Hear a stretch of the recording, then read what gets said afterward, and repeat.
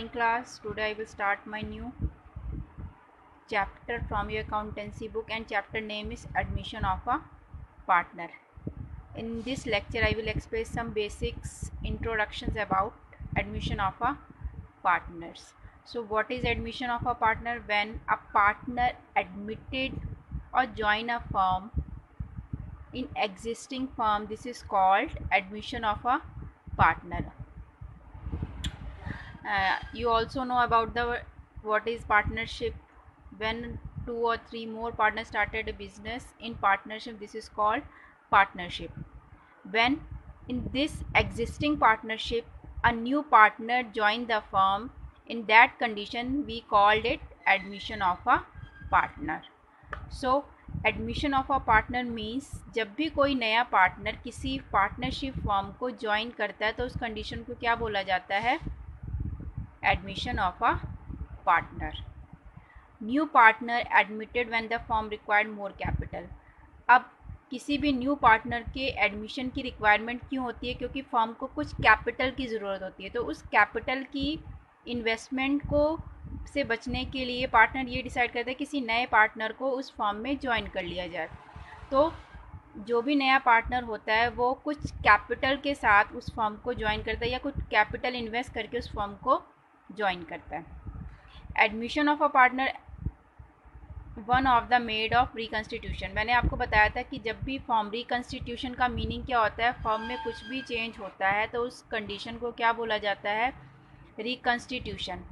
Previous chapter जो था आपका वो भी उससे भी फॉर्म का रिकन्स्टिट्यूशन होता था, क्योंकि उसमें जो भी पार्टनर्स थे अपने प्रॉफिट शेयरिंग रेशो को चेंज करते थे. इस चैप्टर में भी आपको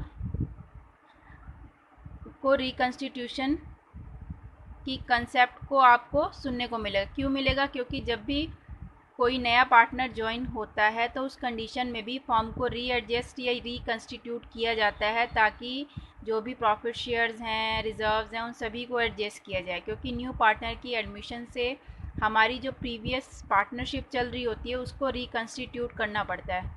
तो हमारे रिकन्स्टिट्यूशन की सिचुएशन क्या होती है? क्या होता है जब भी किसी पार्टनरशिप फॉर्म को में कुछ चेंज होता है तो उसे रिकन्स्टिट्यूशन बोला जाता है, चाहे वो change in profit sharing ratio हो या दूसरी कंडीशन हो एडमिशन ऑफ अ पार्टनर. जब भी कोई भी पार्टनरशिप फॉर्म में कोई नया पार्टनर आता है तो क्या होता है? जो भी एग्जिस्टिंग पार्टनरशिप चल रही होती है उस एग्रीमेंट को ख़त्म कर दिया जाता है, बंद कर दिया, उसका एंड हो जाता है. और जो नया एग्रीमेंट होता है वो उन नए पार्टनर के साथ फिर से एग्जिस्ट होता है. तो जब भी एडमिशन होता है किसी भी पार्टनर का तो पुराने पार्टनरशिप का एंड हो जाता है और नए पार्टनरशिप स्टार्ट होती है. जब भी आपकी प्रॉफिट जो आप एडमिशन ऑफ अ पार्टनर की हम टर्म की बात कर रहे हैं, तो जो भी न्यू पार्टनर आता है वो कुछ कैश ब्रिंग करके लाता है एज ए गुडविल.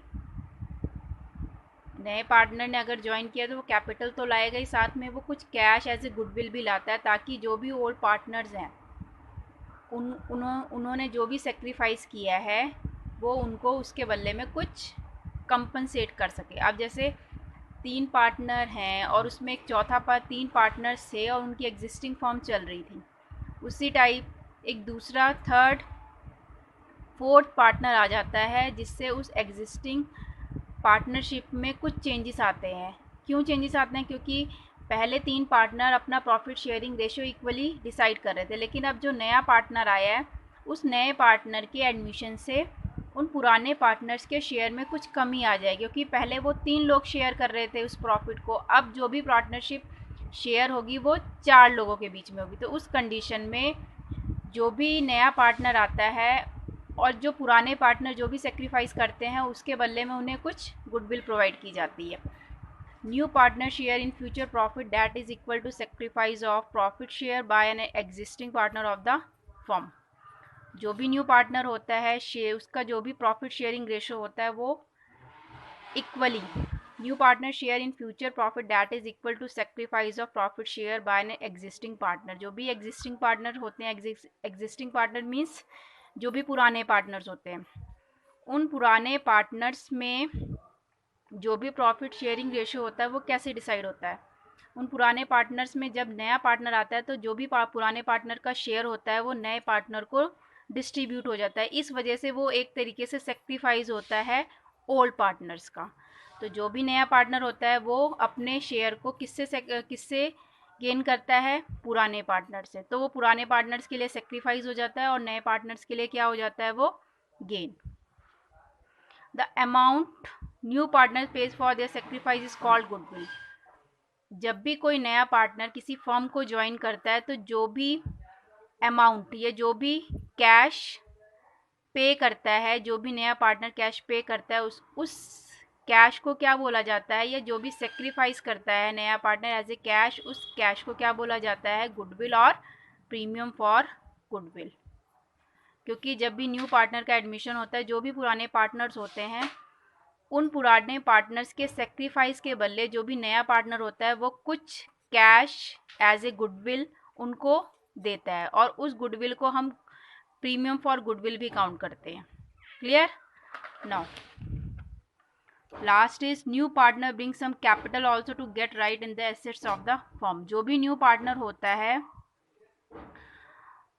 वो कुछ कैपिटल भी ब्रिंग करके लाता है, क्योंकि जब नए पार्टनर की ज्वाइनिंग होगी तो जो पुराने पार्टनर्स होते हैं उनकी कैपिटल तो ऑलरेडी है ही है फर्म में, लेकिन जो नया पार्टनर आएगा वो कुछ कैपिटल के साथ फर्म को ज्वाइन करेगा, जिससे फर्म की कैपिटल को थोड़ा इंक्रीज किया जा सके। क्लियर? तो नया पार्टनर जब भी एंटर होगा तो वो क्या क्या चीज़ें लाएगा, एक तो कैश में क्या लाएगा, वो गुडविल, ठीक है, और दूसरी क्या चीज़ लाएगा, वो कैश में ही लाएगा, वो कैपिटल।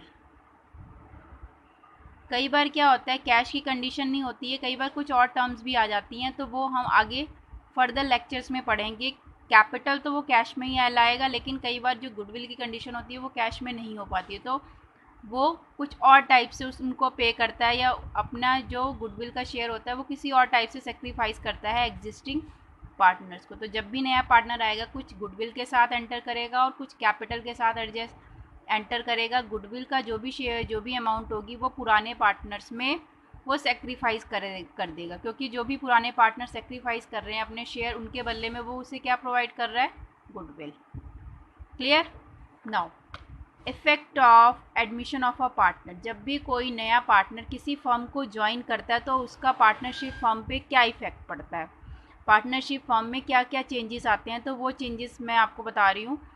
Old partnership ends. जब भी नया पार्टनर आएगा, क्योंकि रिकन्स्टिट्यूशन हो रहा है, रिकन्स्टिट्यूशन का मीनिंग होता है कि पार्टनरशिप में कुछ चेंज हुआ है, तो जब भी किसी नए पार्टनर का एडमिशन होगा तो ओल्ड पार्टनरशिप, जो भी पुराने पार्टनर्स के बीच में कुछ पार्टनरशिप डीड्स में जो भी एग्रीमेंट हुए थे उसका एंड कर दिया जाता है, और नई पार्टनरशिप एग्जिस्टेंस मीन्स उसको लागू किया जाता है। ठीक है, पार्टनरशिप डीड भी मैंने एक्सप्लेन किया। तो पार्टनरशिप डीड में जो भी पार्टनर्स होते हैं उनके सारे एग्रीमेंट्स मेंशन होते हैं, तो जब भी नया पार्टनर आता है तो उस पार्टनरशिप डीड की सारे एग्रीमेंट्स कैंसिल करके एक नई पार्टनरशिप एग्रीमेंट को स्टार्ट किया जाता है। जो भी नया पार्टनर होता है उसका ये राइट होता है कि फ्यूचर में जो भी प्रॉफिट होंगे उसमें उसको एक शेयर मिलेगा, and combined share of old partner get reduce. अब जैसे पूरा जो भी पार्टनरशिप थी, जो भी पुराने पार्टनर से, अब नए पार्टनर की एंट्री से पुराने पार्टनर के शेयर में कुछ तो कमी आएगी, कुछ तो रिड्यूस होगा। तो जो भी नया पार्टनर आएगा उसको क्या राइट होगा, वो नया पार्टनर ज्वाइन करने के बाद उसका फ्यूचर में जो भी प्रॉफिट होगा वो उसमें उसका शेयर उसको मिलेगा, वो शेयर वो गेट करेगा। और जो भी पुराने पार्टनर होंगे उनके शेयर में थोड़ी कमी आएगी, वो थोड़ा शेयर रिड्यूस हो जाएगा।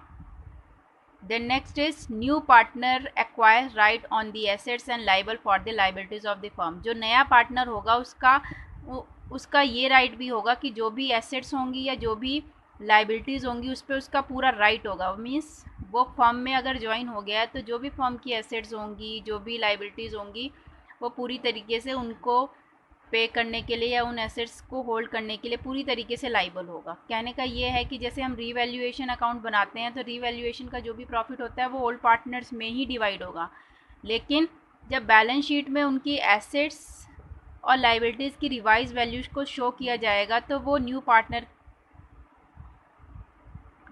भी उसके लिए लाइबल होगा। क्लियर है? Now new partner contributes N agreed amount of capital in the firm. जो भी न्यू पार्टनर होता है वो contributes N agreed amount mean जितनी भी अमाउंट से एग्रीमेंट हुआ है उतनी अमाउंट में वो कैपिटल को इन्वेस्ट करता है। किस में करता है?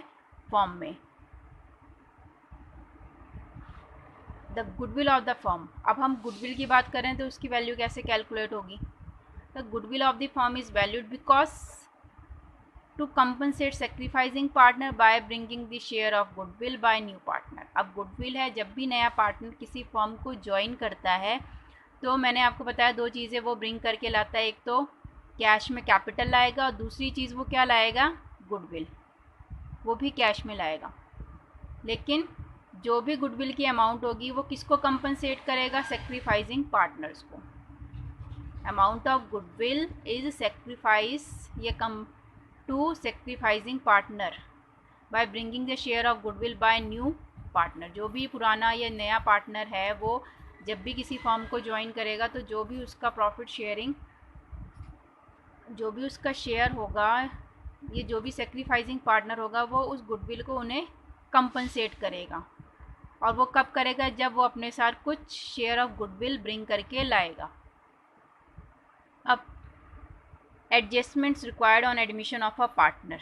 जिस टाइप से हमने क्या change in profit sharing ratio among existing partners में कुछ एडजस्टमेंट्स के बारे में पढ़ा था, उसी तरह आपके एडमिशन ऑफ अ पार्टनर में भी कुछ एडजस्टमेंट्स होती हैं required to admission of a partner. जब भी कोई नया पार्टनर एंटर करता है तो उस नए पार्टनर की एंट्रेंस से हमारी फर्म में कुछ चेंजेस होते हैं, तो उन चेंजेस को हम एडजस्टमेंट बोलते हैं कि कौन कौन से टाइप के एडजस्टमेंट्स उस फर्म में करनी पड़ती है। तो first adjustment is determine new profit sharing ratio and sacrificing ratio. ये क्यों कैलकुलेट करते हैं? जब हमारा कोई नया पार्टनर फर्म को ज्वाइन करता है तो जो भी उसका न्यू प्रॉफिट शेयरिंग रेशियो होता है, बिकॉज पुराने एग्जिस्टिंग पार्टनरशिप को एंड किया जाता है, न्यू पार्टनरशिप एग्रीमेंट को फिर दोबारा स्टार्ट किया जाता है। तो उस कंडीशन में जो भी पुरानी पार्टनरशिप के जो भी प्रॉफिट शेयरिंग रेशियो होंगे उनमें चेंज तो होगा। इस वजह से जो भी नया पार्टनर आएगा सबसे पहली चीज़ डिसाइड होगी न्यू प्रॉफिट शेयरिंग रेशियो।